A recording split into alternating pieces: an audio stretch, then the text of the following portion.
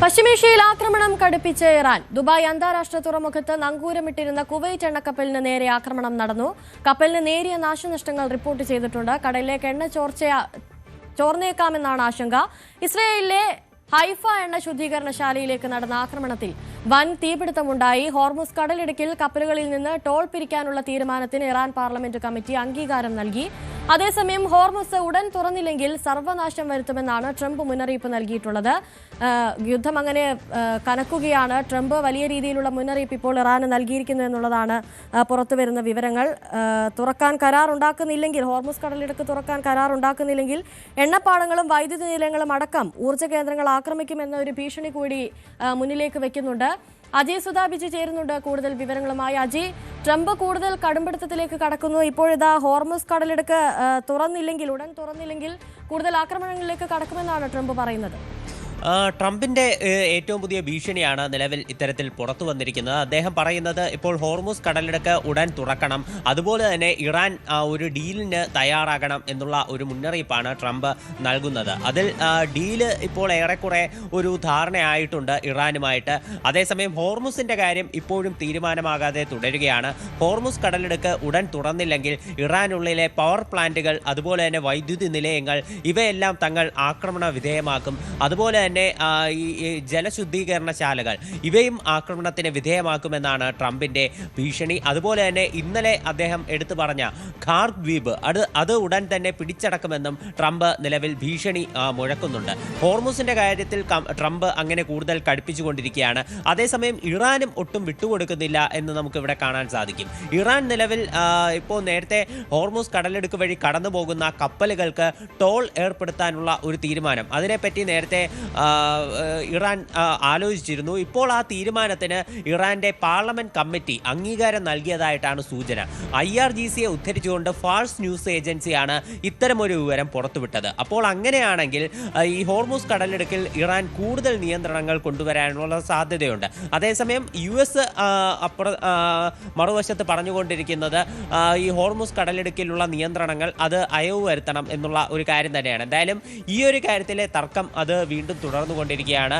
ഇപ്പോൾ ഏറ്റവും പുതുതായിട്ട് ട്രംപ് ഇറാനിൽ നടന്ന മറ്റൊരു ആക്രമണത്തിന്റെ ദൃശ്യങ്ങളും തന്റെ സാമൂഹ്യ മാധ്യമ അക്കൗണ്ട് വഴി പങ്കുവച്ചിരുന്നു. അദ്ദേഹം കൂടുതലായി ഇറാനിയൻ ജനതയെ ഓർമ്മിപ്പിച്ചുകൊണ്ടിരിക്കുകയാണ്. ഇറാനിലുള്ള പഴയ ഒരു റെജീം അത് തങ്ങൾ മാറ്റം കൊണ്ടുവന്നതാണ്. ഇപ്പോൾ പുതിയ വിഭാഗം നേതാക്കളുമായിട്ടാണ് ചർച്ച നടത്തുന്നത്.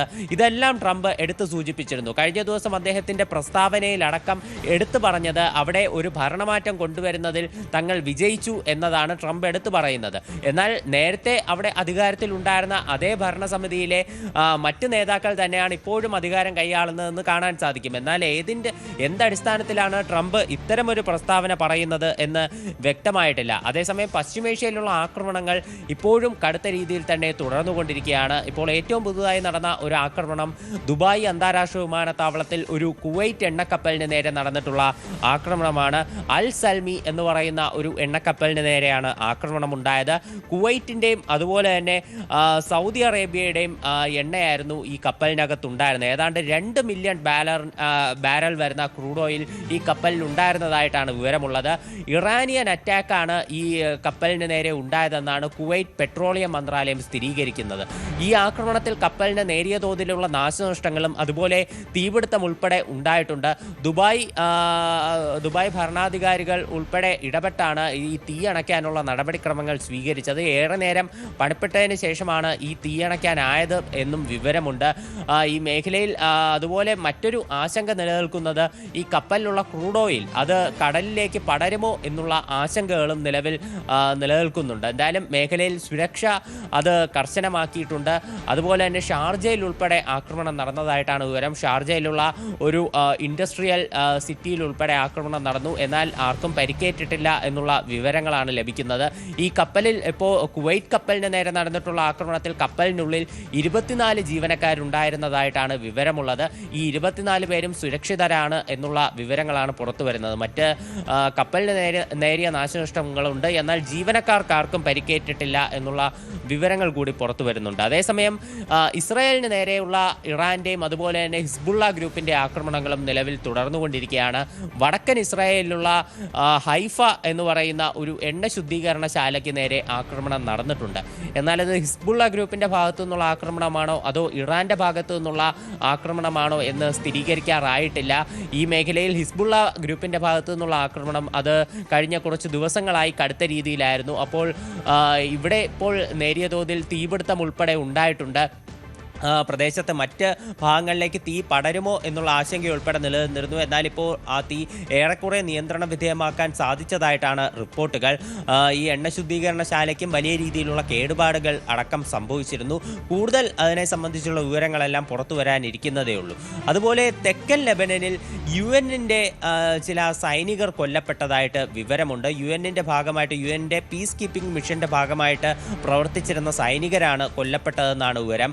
എന്നാൽ ഇവർ ഏത് രാജ്യത്തുള്ളതാണെന്നുള്ള വിവരം ലഭിച്ചിട്ടില്ല. ഇത് ഇസ്രയേലിൻ്റെ ആക്രമണത്തിൽ കൊല്ലപ്പെട്ടതാണ് എന്നുള്ള സൂചനകളാണ് വരുന്നത്. ഇതിനെതിരെ ഇസ്രയേലിനെതിരെ കടുത്ത പ്രതിഷേധങ്ങളും നിലവിലുണ്ട്. അതേസമയം അതുപോലെ തന്നെ ഇറാഖിലുണ്ടായിരുന്ന ഒരു ഇറാനിയൻ ഒരു വിമാനത്തിന് നേരെ ആക്രമണം ഉണ്ടായിട്ടുണ്ട്. ഇത് ഈ യുദ്ധസമയത്തുള്ള മറ്റ് ആവശ്യങ്ങൾ, അതായത് മാനുഷിക സഹായത്തിന് വേണ്ടിയിട്ടുള്ള മറ്റ് ഇപ്പോൾ ഭക്ഷണ സാധനങ്ങളാണെങ്കിലും മറ്റു വസ്തുക്കളും വഹിച്ചുകൊണ്ട് വരാനിരുന്ന വിമാനമായിരുന്നു. അപ്പോൾ ഈ വിമാനത്തിന് നേരെ ആക്രമണം നടന്നതായിട്ട് റിപ്പോർട്ടുകളുണ്ട്. ഇറാൻ ഇക്കാര്യത്തിൽ കടുത്ത പ്രതിഷേധം തന്നെ രേഖപ്പെടുത്തിയിരിക്കുകയാണ്. ഇത്തരത്തിൽ മാനുഷിക ആവശ്യങ്ങൾക്ക് ഉപയോഗിച്ചിരുന്ന വിമാനത്തിന് നേരെ നടന്നിട്ടുള്ള ആക്രമണം അത് ഒരിക്കലും ന്യായീകരിക്കാനാകില്ല എന്നാണ് ഇറാൻ ഇക്കാര്യത്തിൽ പ്രതിഷേധമായി രേഖപ്പെടുത്തിയിട്ടുള്ളത്. ഇപ്പോൾ ഇത് ഇന്ത്യയിലേക്ക് ഉൾപ്പെടെ അയക്കാനിരുന്ന ഒരു വിമാനത്തിനാണ് നാശനഷ്ടം ഉണ്ടായത് എന്നാണ് വിവരം ലഭിക്കുന്നത്. ഇന്ത്യ ഉൾപ്പെടെ ഇത്തരം മാനുഷിക സഹായങ്ങൾ നൽകാം എന്ന് ഇറാന് വാഗ്ദാനം ചെയ്തിരുന്നു. അപ്പോൾ അത്തരത്തിലൊരു നാശനഷ്ടം അത് ഇറാന് നേരെയും ഉണ്ടായിട്ടുണ്ട്. എന്തായാലും ട്രംപ് നിലവിൽ പങ്കുവച്ചിട്ടുള്ള വീഡിയോ അത് ഇറാനിൽ എവിടെ നടത്തിയ ആക്രമണമാണ് എന്നുള്ള കാര്യം അദ്ദേഹം വിശദീകരിച്ചിട്ടില്ല. എന്തായാലും ടെഹ്റാനിൽ ഉൾപ്പെടെ നിരവധി സ്ഫോടനങ്ങൾ നടന്നതായിട്ടുള്ള റിപ്പോർട്ടുകളുമുണ്ട്. അജയ്, അതുപോലെ തന്നെ ഈ മധ്യസ്ഥ ചർച്ചകൾക്കുള്ള നീക്കങ്ങളൊക്കെ ഇറാൻ തള്ളിക്കളയുന്ന ഒരു സാഹചര്യമാണുള്ളത്. ട്രംപ് കഴിഞ്ഞ ദിവസം ഈ സംഘർഷത്തിൽ ഇറാനിൽ ലക്ഷ്യം വെക്കുന്നത് എന്താണെന്നുള്ള കാര്യങ്ങളൊക്കെ വ്യക്തമാക്കിയിരുന്നു. അതുപോലെ തന്നെ ഹോർമുസ് തുറന്നില്ലെങ്കിൽ ഇപ്പോൾ കൂടുതൽ ആക്രമണം അഴിച്ചുവിടുമെന്നുള്ള ഒരു മുന്നറിയിപ്പ് കൂടി ട്രംപ് നൽകുന്നുണ്ട്. അപ്പോഴും ഇറാൻ ഒരു മധ്യസ്ഥ ചർച്ചയ്ക്ക് തയ്യാറാകുന്നില്ല. ഈ സംഘർഷം ഒതുക്കി തീർക്കാനുള്ള നീക്കത്തിലേക്ക് ഇറാൻ എത്തുന്നില്ല എന്ന് പറയുമ്പോൾ ഇനി ഒരു ആക്രമണം ഉണ്ടാകുമ്പോൾ അതിനെ പ്രതിരോധിക്കാവുന്ന തരത്തിൽ ഇറാൻ മുന്നൊരുക്കങ്ങൾ നടത്തുന്നുണ്ട് എന്ന് വേണ്ടേ കരുതാൻ? ഇറാൻ ഇപ്പോഴും ഈ മധ്യസ്ഥ ചർച്ചകൾ തള്ളിക്കളയുന്നൊരു നിലപാട് തന്നെയാണ്. ഇപ്പോൾ അവർ നേരത്തെ തന്നെ വ്യക്തമാക്കിയിട്ടുള്ളത് ചില സൗഹൃദ രാഷ്ട്രങ്ങൾ വഴി അമേരിക്ക ചില സന്ദേശങ്ങൾ അയക്കുക മാത്രമാണ് ചെയ്തത്. അവർ വഴി തന്നെ ഈ രാജ്യങ്ങൾ മുഖേന തന്നെ തങ്ങൾ അതിനുള്ള മറുപടിയും അമേരിക്കയ്ക്ക് തിരിച്ചയക്കുകയുണ്ടായിരുന്നു. അല്ലാതെ നേരിട്ടുള്ള ചർച്ചകളോ അത്തരത്തിലുള്ള നീക്കങ്ങളോ ഒന്നും തന്നെ നടന്നിട്ടില്ല എന്നാണ് ഇറാൻ്റെ ഭാഗത്തു നിന്ന് വരുന്ന ഒരു വിശദീകരണം എന്ന് പറയുന്നത്. ഇറാൻ ഇപ്പോഴും പറയുന്നത് അമേരിക്കയെ ചർച്ചയ്ക്ക് വിശ്വസിക്കാൻ കഴിയില്ല എന്നാണ് ഇറാൻ എടുത്തു പറയുന്നത്. അതായത് കഴിഞ്ഞ തവണ ഒരു ആണവ ചർച്ചകൾ ഉൾപ്പെടെ നടന്നുകൊണ്ടിരിക്കുന്ന സാഹചര്യത്തിലാണ് ഇറാന് നേരെ അമേരിക്കയും ഇസ്രായേലും സംയുക്ത ആക്രമണം നടത്തിയത്. അതുകൊണ്ട് തന്നെ ഇത്തരം നേരിട്ടുള്ള ചർച്ചകൾക്കുള്ള സാധ്യതകൾ അത് ഇറാൻ ഇപ്പോഴും തള്ളിക്കളയുകയാണ്. ഇറാൻ്റെ വിദേശകാര്യ മന്ത്രാലയത്തിലുള്ള ഒരു മുതിർന്ന ഉദ്യോഗസ്ഥരാണ് നിലവിൽ ഈ ചർച്ചകൾക്കുള്ള സാധ്യതകൾ തള്ളിക്കളഞ്ഞുകൊണ്ട് പ്രസ്താവന ഇറക്കിയിരിക്കുന്നത്. അതേസമയം തന്നെ അമേരിക്കയുടെ ഭാഗത്ത് നിന്ന് ഇത്തരം ചില നടപടികൾക്കെതിരെയുള്ള ഭീഷണികളും ശക്തമാണ്. അതായത് അമേരിക്കയിലെ വൈറ്റ് ഹൗസ് പ്രസ് സെക്രട്ടറി ആയിട്ടുള്ള കരോലിൻ ലെവിറ്റ് അവർ വ്യക്തമാക്കുന്ന ഒരു കാര്യമെന്ന് പറയുന്നത് ചില ഇറാനിയൻ നേതാക്കൾ, നേരത്തെ അധികാരത്തിലിരുന്ന ഇറാനിയൻ നേതാക്കൾ അവർ ട്രംപിനോട് കള്ളം പറഞ്ഞു. അപ്പോൾ അത് കാരണമാണ് ഇവരെ വധിക്കേണ്ടി വന്നത് എന്നുള്ള കാര്യങ്ങളാണ് അവർ നിലവിൽ പറഞ്ഞിട്ടുള്ളത്. അപ്പോൾ ട്രംപിനോട് കള്ളം പറഞ്ഞു എന്നുള്ള കാരണത്താൽ കുറച്ചുപേരെ കൊന്നു എന്നുള്ള രീതിയിലുള്ള പരാമർശം അവർ നിലവിൽ നടത്തി. അപ്പോൾ ഇത്തരത്തിൽ കള്ളം പറഞ്ഞാൽ US വധിക്കും. അതുകൊണ്ട് യുഎസുമായി നടത്തുന്ന ചർച്ചകൾ അത് കൃത്യമായിട്ടുള്ള ഒരു ഉദ്ദേശ ലക്ഷ്യത്തോടെയാകണം, കൃത്യമായിട്ടുള്ള ഒരു ധാരണ അതിലുണ്ടാകണം എന്നുള്ളൊരു സന്ദേശം കൂടി ഇതിലൂടെ US നടത്താൻ ഉദ്ദേശിക്കുന്നു എന്ന് തന്നെയാണ് അവർ പറഞ്ഞു വയ്ക്കുന്നത്. അതുപോലെ തന്നെ മാർക്കോ റൂബിയോയുടെ ഭാഗത്തു നിന്നുള്ള ഒരു പ്രതികരണം കൂടി വരുന്നുണ്ട്. അദ്ദേഹം വ്യക്തമാക്കുന്നത് ഏതാനും മാസങ്ങൾ നീണ്ടു നിന്നേക്കാവുന്ന ആക്രമണമാണ് US ഇപ്പോൾ ഏതാനും ആഴ്ചകൾക്കുള്ളിൽ സമയത്തിനുള്ളിൽ അവസാനിപ്പിക്കുന്നത്.